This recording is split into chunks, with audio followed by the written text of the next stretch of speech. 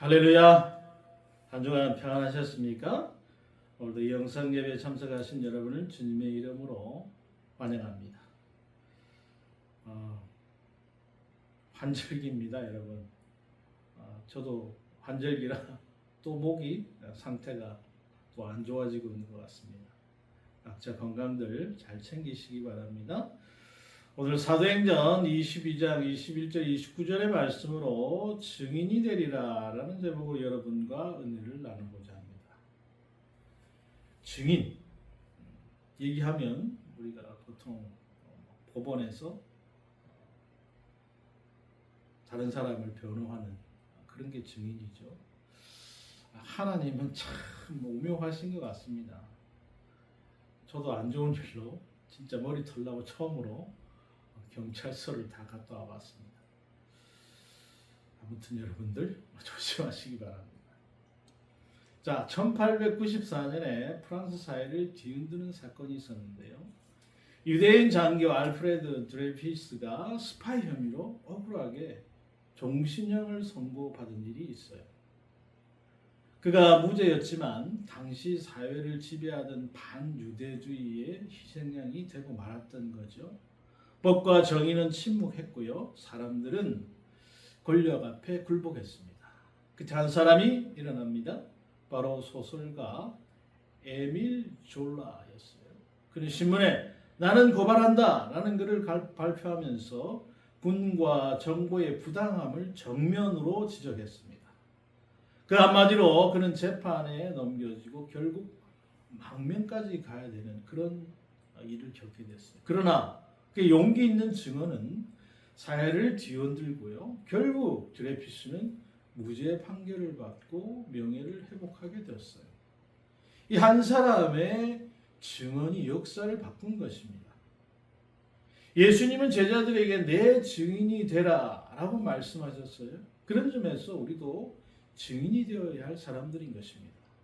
주님께서는 우리를 에밀 졸라처럼 용기 있게 증언할 사람으로 그렇게 해서 세상의 소금과 빛이 되라고 부르셨어요. 오늘 우리는 사도 바울의 모습을 통해서 진정한 증인이 누구인지 다시 한번 살펴보고자 하는 것입니다. 자, 증인은 어떤 것인가? 증인은 어떤 상황에서도 복음을 전할 기회를 찾는 것입니다.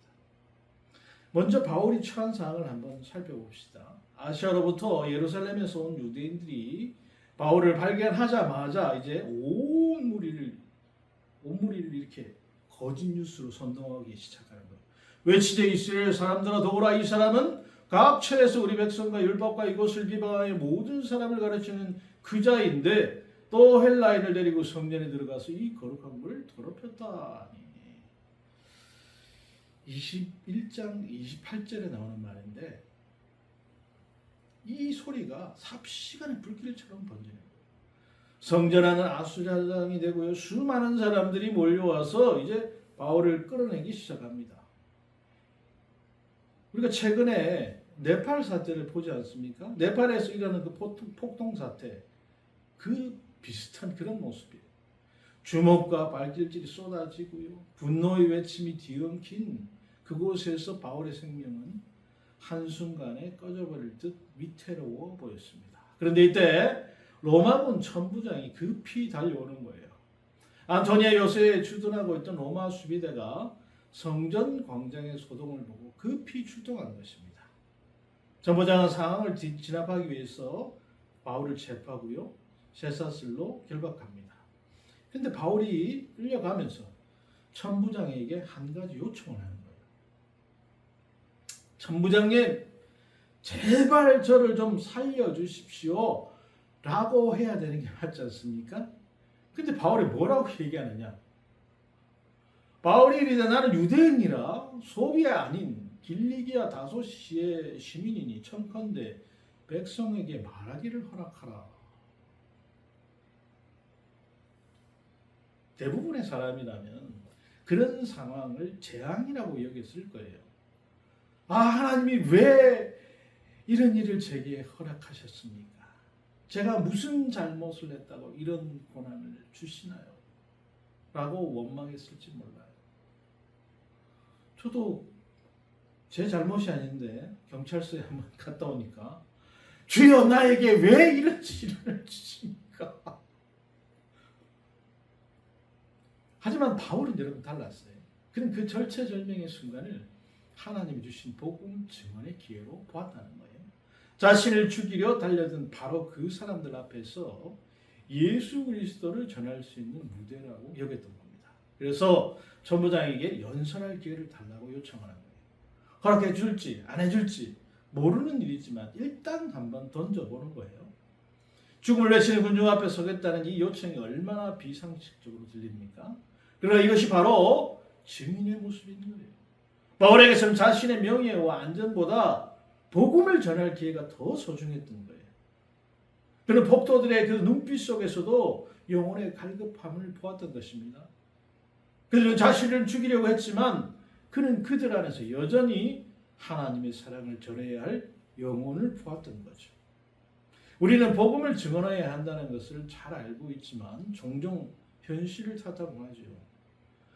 이런 분위기에서 내가 어떻게 복음을 말하냐.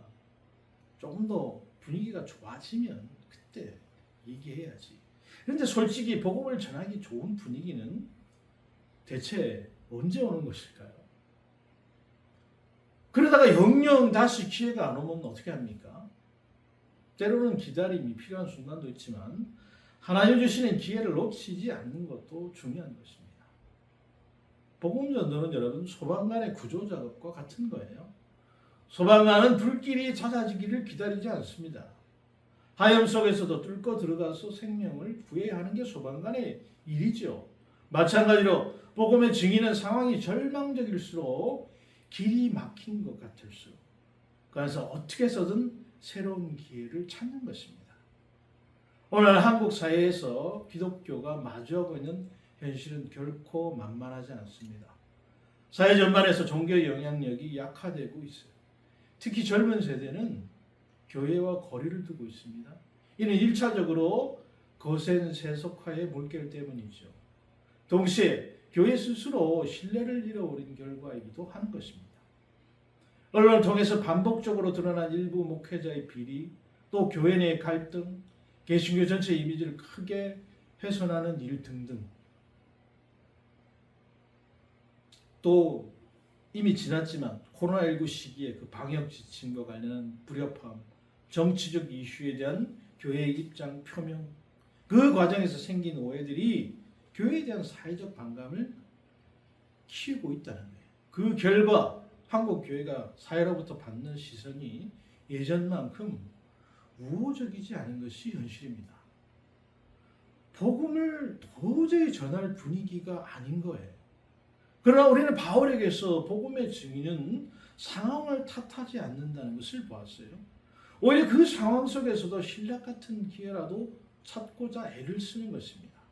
바울처럼 우리도 우리의 자리에서 우리의 언어로 우리의 삶으로 복음을 전할 그 기회를 구해야 하는 것입니다. 기회를 얻을 수 있을지 그리고 그 기회를 통해서 열매를 거두게 될지 말지 우리는 알 수 없어요. 하지만 결과는 주님의 손에 달려있는 것이죠. 하나님께서 이 땅에 우리를 증인으로 세우셨기에 우리는 예수 그리스도에 대해서 증언하기 위해 최선을 다할 뿐인 것입니다.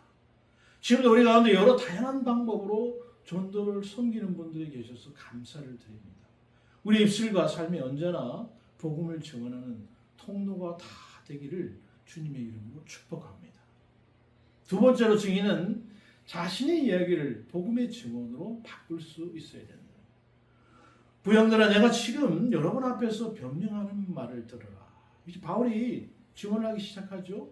바울은 먼저 청중에게 친밀하게 다가갑니다. 자신의 출생, 교육 배경, 과거 유대계에 대한 열심 이걸 말하면서 그들과 공통점을 찾으려고 해요.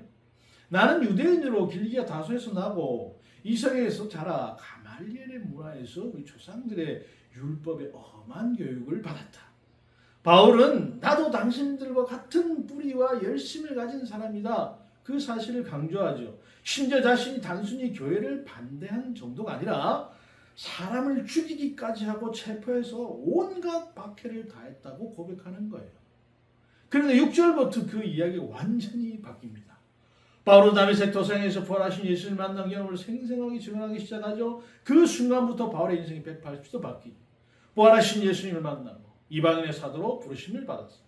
바울은 이 사건의 증인인 아나니아의 말을 이렇게 인용하고 있어요. 내가 그를 위하여 모든 사람 앞에서 내가 보고 들은 것의 증인이 되리라.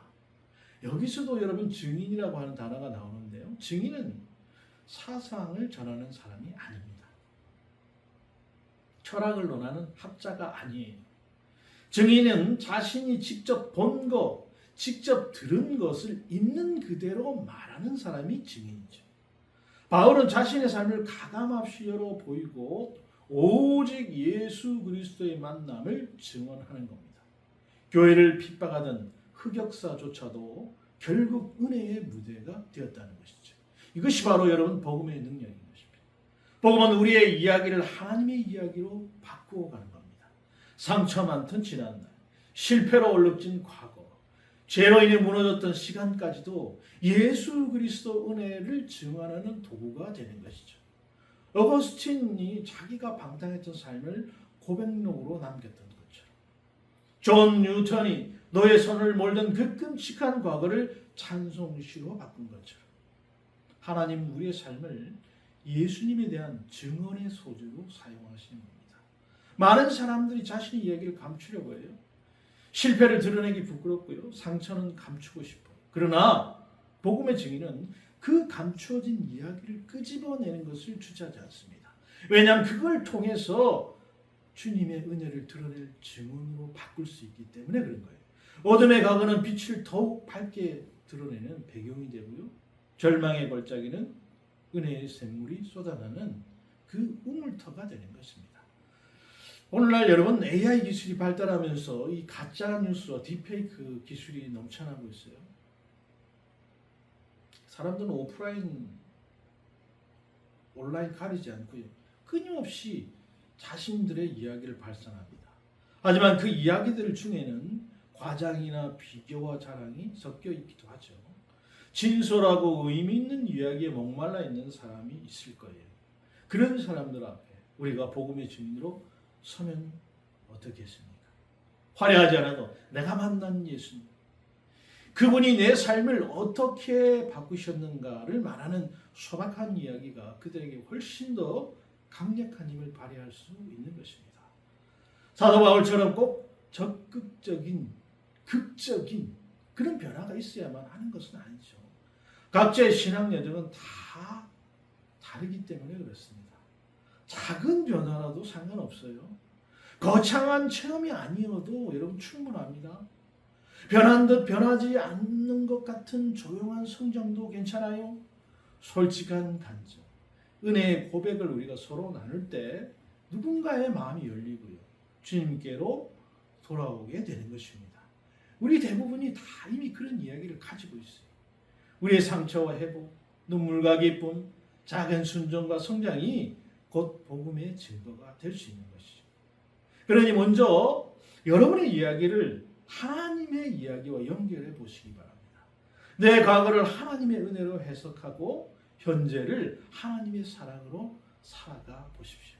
그리고 주저하지 말고 그 은혜를 여러분 주위의 사람들에게 진솔하게 나누는 것입니다.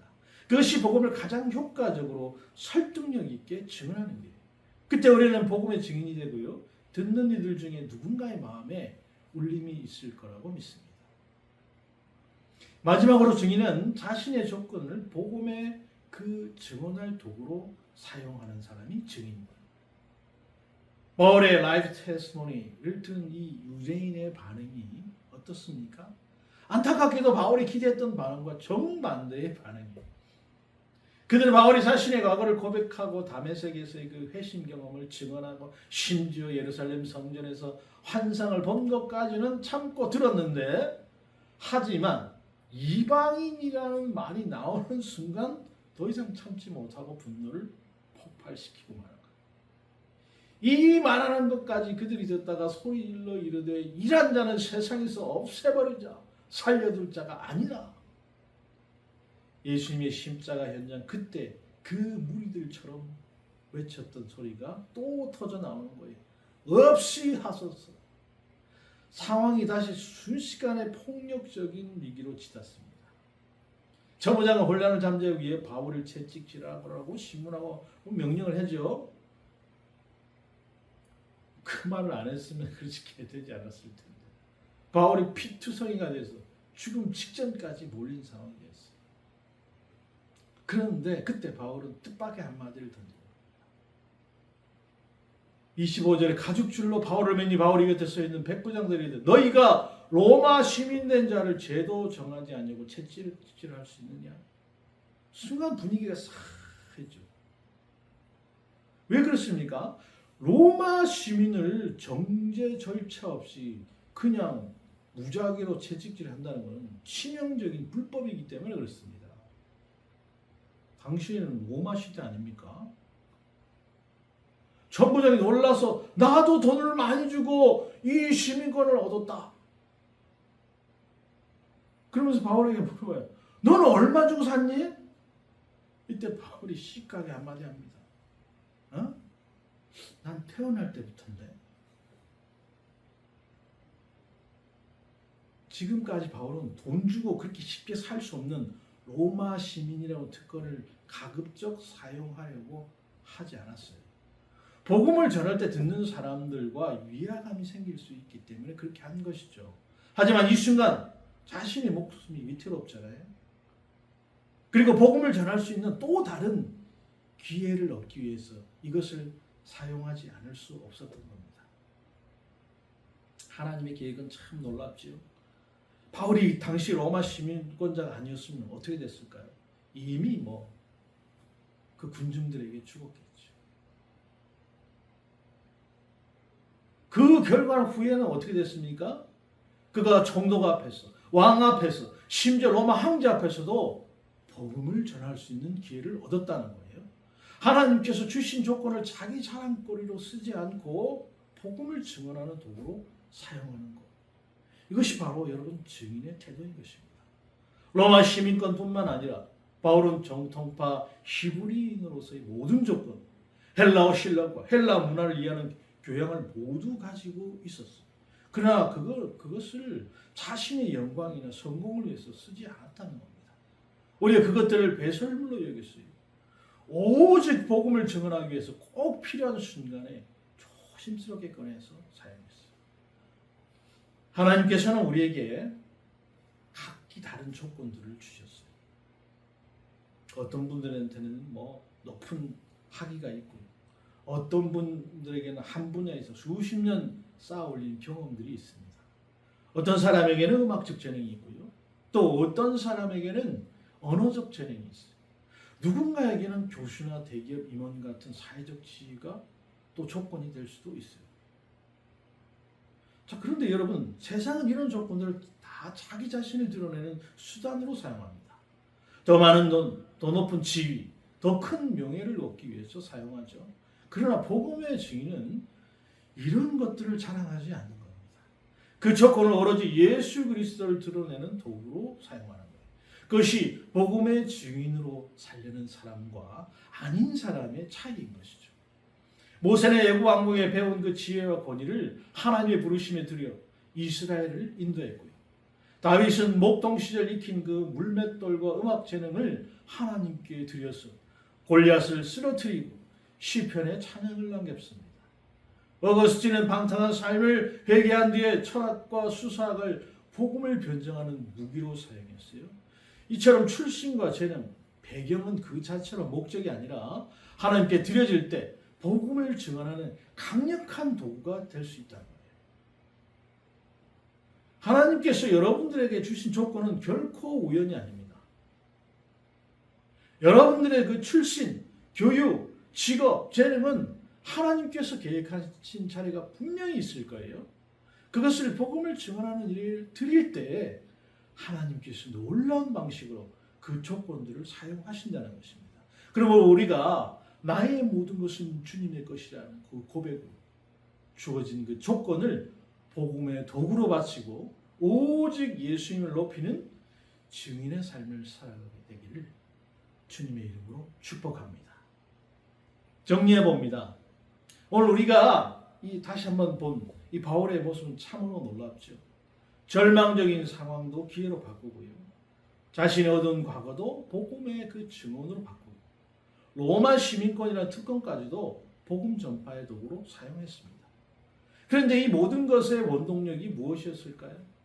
바울 하여금 목숨을 걸고서라도 복음을 증언하게 만든 그 힘이 어디서 나오는 것일까? 의무감이었겠습니까? 물론 의무감도 있었겠지만 그것으로 충분하지 않습니다. 해야 한다는 당위성만으로는 죽음까지 각오할 수 없는 거예요.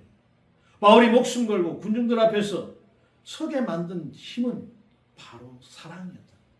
특별히 동족 유대인을 향한 애타는 사랑 때문이었어요. 로마서에서 바울은 이렇게 고백합니다.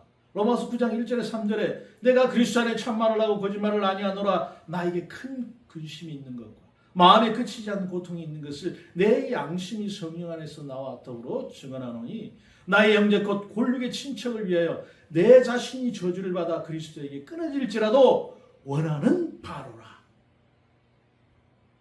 바울의 마음에는 동족들의 구원을 위한 간절함이 이 산모의 해상의 고통처럼 자리 잡고 있었던 거예요. 그리고 그는 그들을 위해서라면 자신의 구원까지도 포기할 수 있다고 말합니다. 바울의 동족을 향한 사랑은 이 정도였다는 겁니다. 유대인들은 이것을 전혀 모르고 도리어 바울을 죽이려고 했던 거예요. 그래도 바울은 그들 끝까지 사랑했어요. 그들처럼 복음의 원소되었던 자신들을 용서하시고 구원하신 그리스도의 사랑에 완전히 사로잡힌 바울. 그 사랑을 나누지 않고는 견딜 수 없었기 때문에 그렇게 하는 것이죠. 바울이 할 수 있는 가장 큰 사랑은 그들에게 어떻게 해서든지 그리스도에 대해 복음에 대해 증언하는 겁니다. 전도가 여러분 무엇입니까? 전도는 사랑입니다. 의무감으로 하는 전도는 부담스러워서 할 수가 없어요. 거부당하면 상처받고 어려움이 오면 쉽게 포기하지요. 해야 하는 일이기 때문에 무거운 짐처럼 느껴집니다. 하지만 사랑으로 하는 전도는 다릅니다. 나를 향한 주님의 사랑으로부터 시작되기 때문에 은혜가 되고요. 감동이 되는 거예요. 내가 결과를 얻지 못해도 그냥 하나님의 일을 하니까 그냥 좋은 거고요. 사랑하기 때문에 거부당해도 포기하지 않고 어려움 속에서 끝까지 인내할 수 있게 되는 것이죠. 사랑하는 여러분, 우리가 해야 할 일은 분명합니다. 바울처럼 예수님을 만난 은혜와 사랑에 사로잡혀 증언하는 것입니다. 상황을 탓하지 않고 두려움에 주저앉지도 말고요. 하나님 주신 기회와 조건을 복음의 도구로 사용하는 것입니다. 오늘도 우리 곁에는 그 사랑의 증언을 기다리는 영혼들이 많이 있어요. 가족 가운데도 있고요.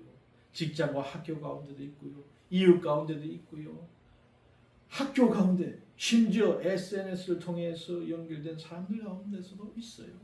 우리가 담대히 복음을 전할 때 하나님께서는 우리의 작은 증언을 사용하여서 그들의 마음을 여시고 생명의 역사를 이루어 가실 것입니다. 우리가 다시 이 땅에 소금과 빛이 되기 위해서는 우리가 바울처럼 사랑으로 증언하는 증인이 되어야 합니다. 세상이 아무리 차갑고 전도가 어렵다고 해도 사랑으로 복음을 전하는 교회, 사랑으로 예수님을 드러내는 성도가 될 때 하나님께서는 반드시 놀라운 역사를 이루어 가실 것입니다. 오늘 이 말씀을 들은 우리 모두가 그 사랑으로 담대히 예수 그리스도의 증인이 되는 모두가 되시길 주님의 이름으로 축복합니다.